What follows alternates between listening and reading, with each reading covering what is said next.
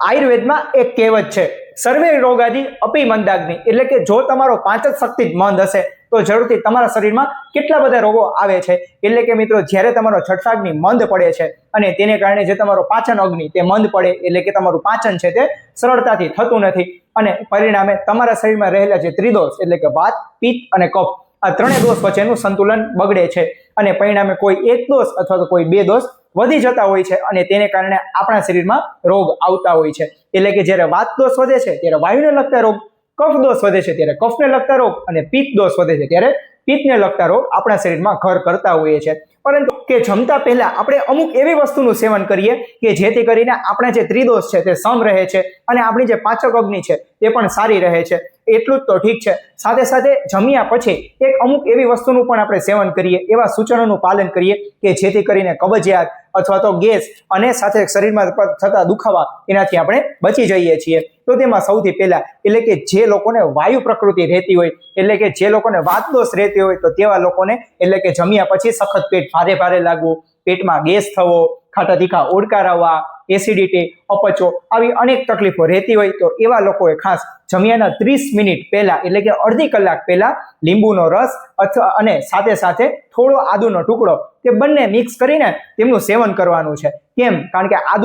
આદુ તે તીખો રસ ધરાવે છે અને લીંબુ તે ખાટો રસ ધરાવે છે. પરિણામે જ્યારે બંને રસનું જ્યારે મિશ્રણ થાય છે અને તેને કારણે આપણા શરીરમાં વધેલો વાયુ છે તે શાંત થતો હોય છે. પરિણામે આપણી જે જઠરાગ્નિ છે તે પણ એકદમ સંતુલનમાં આવતી હોય છે અને પરિણામે આપણે ભૂખ તો ઉગાડે છે અને સાથે સાથે આપણે પાચન સંબંધિત કેટલી બધી સમસ્યાઓ છે તેનાથી આપણે તે બચાવે છે. સાથે સાથે કરીશું બીજી વાત, એટલે કે મિત્રો, જે લોકોને કફ પ્રકૃતિ રહેતી હોય તો જી હા મિત્રો, કફ એટલે કે જે લોકોને વારે વારે બીમાર પડતા હોય, એટલે કે જ્યારે ઋતુ ચેન્જ થાય ત્યારે એ લોકોને વારે વારે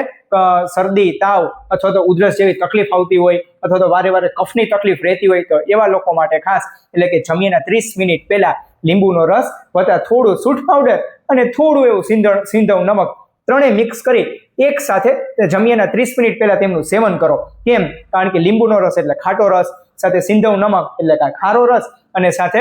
સૂંઠ પાવડર એટલે કે તીખો રસ, આ ત્રણેય રસનું જ્યારે મિશ્રણ થાય છે ત્યારે આપણા શરીરમાં જે રહેલો જે જૂનો કફ છે તે પાતળો થતો હોય છે અને પરિણામે તે જે કફને બહાર કાઢવામાં તે ખૂબ સારું કામ આપે છે. એટલે જ તો મિત્રો, આ જે કફ દોષ છે તે કુદરતી રીતે તે શાંત થઈ જતો હોય છે અને આ જે કફને કારણે જ્યારે આપણી જઠરાગ્નિ મંદ પડે છે તો તે મંદ પડતી નથી અને પરિણામે આપણું જે કફ દોષ, વાત અને પિત્ત, આ ત્રણેય દોષનું તે સંતુલન જાળવી રાખે છે. અને સૌથી અગત્યનું એટલે કે પિત્ત દોષ. હા મિત્રો, જે લોકોને હાઇપર એસિડિટી રહેતી હોય એટલે કે અમ્લ પિત્ત રહેતું હોય, ખાટા તીખા ઓડકાર આવવા, ઘણી વખતે ખાધેલું પાછું આવવું, પેટમાં સખત બળતરા થવી કે છાતીમાં સખત બળતરા થવી, આવી તકલીફો વાળા લોકો કે જરૂરથી જમ્યાના 30 મિનિટ પહેલા થોડો એવો વરિયાળી પાવડર સાથે તેમાં થોડી સાકર મિક્સ કરી અને તેમનું સેવન કરવું. પૂછો કેમ? કારણ કે વરિયાળી કે જેમાં ઈશ્વરે પ્રચુર માત્રામાં ફાઇબર્સ મૂકેલા છે અને સાકર તે કુદરતી રીતે તે ઠંડક આપે છે અને પરિણામે તે જે લીધેલા ખોરાકનું સરળતાથી પાચન તો કરી દે છે અને પરિણામે જે કુદરતી રીતે તે પિત્તનું શમન કરી દે છે અને પરિણામે આપણે કુદરતી રીતે પિત્ત વધવા નથી દેતું અને પરિણામે આપણે જે ત્રિદોષ છે તે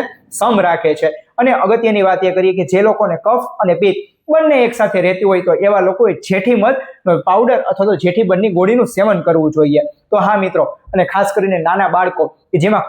કફ વધારે રહેતો હોય તો એવા લોકો માટે ખાસ, એવા બાળકો માટે ખાસ કે એ લોકો જેઠીમધના ચૂર્ણનું પણ તે લોકો સેવન કરી શકે છે. અને અગત્યની વાત એ કરીએ કે આ સમયમાં કેટલા લોકોને કબજિયાત અને સાથે સાથે શરીરમાં વાહ એટલે કે શરીરમાં સાંધાના દુખાવા રહેતા હોય, નાના મોટા સાંધાના દુખાવા રહેતા હોય, કમરના દુખાવા રહેતા હોય તો એવા લોકો માટે ખાસ કે જમ્યા પછી આ સૂચનનું જો એ લોકો પાલન કરે છે, એટલે કે જમ્યા પછી 1 અથવા તો 2 ચમચી તલનું સેવન કરે છે તો તેને કારણે આપણે જે આંતરડા છે જે તેમાં ઇન્ટરનલ રીતે લુબ્રિકેશન પૂરું પાડે છે અને પરિણામે જે લીધેલો ખોરાક છે એ તો સરળતાથી પચી જાય છે, પરંતુ જ્યારે મળ કઠણ થવું, મળ ગઠાવું આવી જે સમસ્યા રહેતી હોય એટલે કે જે કબજિયાતની સમસ્યા રહેતી હોય તેના માટે તે શ્રેષ્ઠ ગુણકારી છે. કારણ કે તલ છે તેમાં ફાઇબર્સ તો રહેલા છે પરંતુ તે લુબ્રિકેટેડ જે આંતરડાને તે લુબ્રિકેટેડ બનાવે છે અને પરિણામે મળ ઢીલું ઉતરે છે અને પેટ સડસડાટ સાફ થઈ જતું હોય છે. અને સાથે સાથે તેમાં કેલ્શિયમ અને આયર્ન પ્રચુર માત્રામાં હોવાથી આપણા જે વાળને લગતી સમસ્યા તો ઠીક છે, એ તો સારી કરે છે,